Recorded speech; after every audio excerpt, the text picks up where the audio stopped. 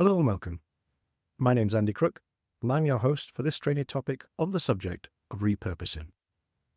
My mission is to help garage owners become more successful in business. And how I do that is I try and go live every week on one of the 5 pillars of business as I see it. This week, we're in the systems pillar and we're talking about repurposing. So without further ado, let's get on with the training topic. In this topic, I'll explain how to unlock hidden value in your business through repurposing, the smart way to reuse existing tools, content, and resources for greater impact, using a simple spot it, shape it, share it methodology. I will share practical examples of how garages can repurpose everything from old tools to social media comments, website checklists, and even workshop photos. But this isn't about cutting corners. It's about making the most of what you've already got and to do it more or to do it better. So let me tell you something that no one told me when I first started out. You need to do more and you need to do it better before doing something additional. This is what I call the Atomic Success MBA. The MBA standing for more, better, additional. If you take that theme, and that's the core idea behind repurposing, taking something that already exists and giving it a new purpose, making better use of your resources. However, it's easy to get distracted chasing the next tool, the next new customer, the next new ad campaign, or even the next training course. But what if the next big win is already sitting in your business, collecting dust, or even hiding in plain sight? Here's the method I use. It's simply spot it, shape it, share it. Let's have a look at a few examples. The first one is about turning the forgotten tool that's hiding in the corner into training and content. You've probably got either a shelf or a drawer full of old tools or diagnostic kit that you just don't use anymore. This once very useful tools are now hidden, covered in dust, and only ever used in those emergencies when one of these vehicles that only that tool will do for. So we all have that drawer or shelf. So what if you were to turn, like someone I know did, their dusty old oscilloscope into a training prop? And all he did was make a series of short videos explaining basic waveforms and signals to help new techs and primarily his apprentice. He found the ideal platform for posting this was Facebook, and then he added them to YouTube. And you'll never guess what. He built a local following of car owners who saw he was the go-to guy for Diag. What he did is he spotted it. He saw some unused tools. He shaped it into an educational resource, initially for internal use. But then he shared it on social media. So you can see the spot it, shape it, share it principle in action on something like that. Have you got something that, relatively speaking, isn't used, but could be used in this way? Could you give, for example, a little bit of time to just doing a few simple how-to videos using some kit that you no longer use?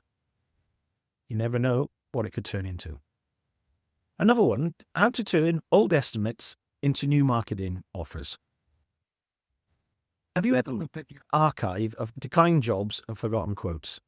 It's sometimes painful, isn't it? And we probably don't want to look. In fact, do you even know how many jobs that you quote or estimate for actually are taken up? Most businesses, and garage is a little bit different in this, in my opinion, but most businesses overestimate their conversion rate, the number of jobs they quote for that they get. But if you were to go back 6 months and pull up every declined offer, is there a pattern? Is there jobs that you do get as opposed to jobs that you don't win? What job or what type of work do you most frequently get turned down for? And then look for ways to do this work better or more efficiently. One garage I coached simply added a guarantee to the offer to increase conversion rates. It was a small tweak.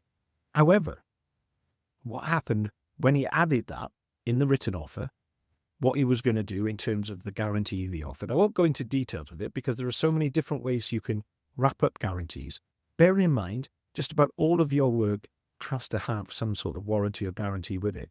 It does no harm to spell that out to your customers, even if it is only the legal warranty that you're providing.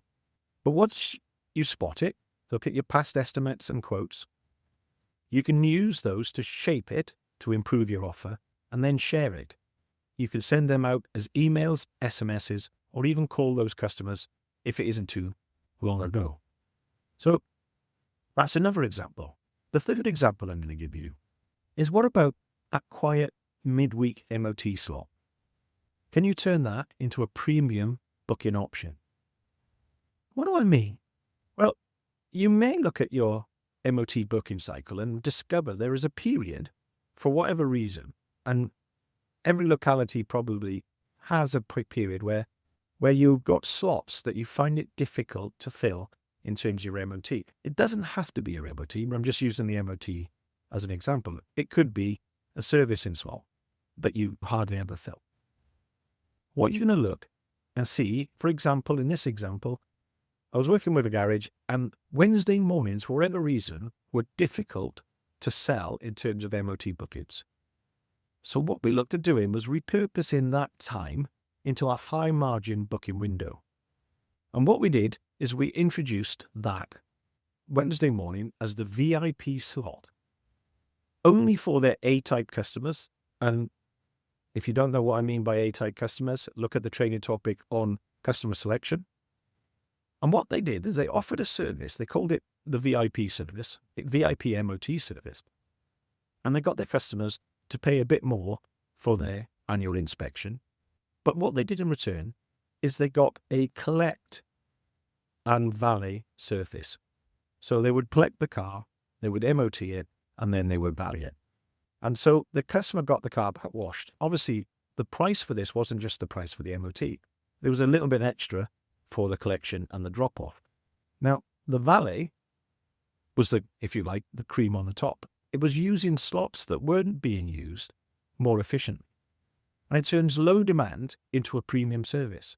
So let's say you had 4 slots in that morning and you only regularly sell 1. You can now sell 3, 2 extra, and get the same income as if you'd sold all 4. The inconvenience being you've got to go and collect and return the vehicle. If you do that with technicians that maybe live in the area, you might not lose that much. It's worth thinking about. So how do you spot it? Look for services or utilization areas where slots are not being filled regularly in your business. Shape it by looking at booking or offering a VIP service in that booking tier, and then share it on your website, phone script, or messages. You know who those A-type customers are. They might appreciate you doing this for them. It might not just be the MOT. You can wrap it into a much bigger service, MOT service, whatever you want. It's an opportunity that's often missed. So there's 3 examples that I can think of that I've used in relatively recent coaching sessions I've had with businesses. Because I guess most of you thought that repurposing was going to be all about social media. But you can repurpose just about anything in your business, as we've just discovered. Tools, estimates, offers, booking slots, even existing customers can all be repurposed. You are probably sitting on a gold mine of unused assets, but haven't thought about how you could repurpose them. It's easier to buy new. It feels great buying that shiny new thing. However, it too will be sat in the corner, unloved and unused, soon enough. But can you do more with what all you already have? And could you do better? But not to disappoint, here are some content repurposing ideas. So you always have content for your website and your socials.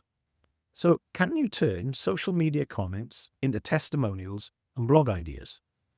Every time a customer comments on your Facebook or Instagram, especially a thank you or praise, that's content gold.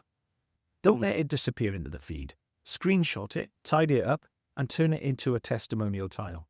Get permission from the poster before doing it, or better yet, expand it into a story-driven blog and use titles that offer to ease pain rather than offer gain. So how we help Sarah avoid a £900 repair with a £90 fix. that kind of title, where using avoidance of pain instead of gain in the title. These are great blogs you can have, and you'll often see them being featured then on social media. Because whenever you do a blog on your website, you should follow it up with social media that are basically abbreviated versions of the blog that point back to your website to the blog. So how do we use the spot it, shape it, share it idea here? So what it is, spot it, positive comments or customer messages. You can either ask your customers as they're leading to do a short video for you. That's how you spot it. Shape it, turn it into a testimonial graphic or case study post. Share it on your socials, your website, as a blog post, or your newsletter. The next one, turn service checklists into website downloadable guides. You've got probably loads of job sheets and service checklists somewhere dotted around your garage. You've probably got them for MOTs, brake services, or a diagnostic routine. They're probably laminated and coffee stained in the tea break area, rather than being used on the shop floor. So why not repurpose them into clean branded PDF guides? Offer them as free downloads on your website. Things like the top 7 things to check before you book an MOT. People love a helpful freebie, and it helps build trust via brand. So what's the spot it, shape it, share it principle here? Well, obviously spot it, your internal checklists or forms. Shape it, turn it into a clean PDF guide with your logo and contact information. So if anyone downloads it, there it is, ready for them to take a booking and make that call. And share it on your website, email capture, and your Google business profile. Next one is turn any workshop photos into an image bank for marketing. You've probably got photographs on your phone of timing belts, cracked tires, or diagnostic jobs. I know there's a particular trend at the moment for showing green stuff in wiring components. All of those photographs appear. Very, very few people post them in a meaningful way. Start a habit. Snap, label, and store them in folders. The folders on your phone, a laptop, or whatever, but have folders like tires, brakes, electrics, whatever it is, and just chuck the photographs in them. But make sure you label them. What was it? And then repurpose them into a content library. Each one becomes a visual aid for explainer posts, blog articles, before and after reels, customer education pieces. The spot it, shape it, share it here is pretty obvious, isn't it? Take all the everyday photographs from the workshop, shape it into organized image bank with descriptions, share it via your social media, blogs, and so maybe even your print materials. Before I finish, let me leave you with a quick truth. Most garage owners are sat on a goldmine of underused assets. Repurposing is about unlocking the hidden value. It's not just practical, it's powerful. Every system, every tool, every customer interaction is a potential building block. So try this. Have a walk around your garage with a notepad. Write down 5 things that you haven't used, noticed, or optimized in the last 30 days. Then apply the loop. Can you spot it, shape it, and share it? Repurposing isn't just recycling, it's rethinking. And that's the hardest work there is, according to Henry Ford. So if you have an atomic action, other than picking up that notepad and having a look for 5 things that you haven't optimized in the last 30 days, if you don't want to do that, look at everything with a fresh perspective. Ask yourself, how could I reuse this?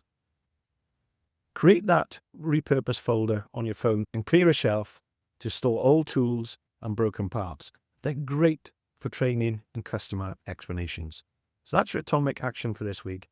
If you look at everything from a different paradigm, you'll find that your perspective will shift. If I've made you think a little bit how you can repurpose stuff within your business, then I've done my job. Remember, if you should, you must. See you next time. Thanks very much.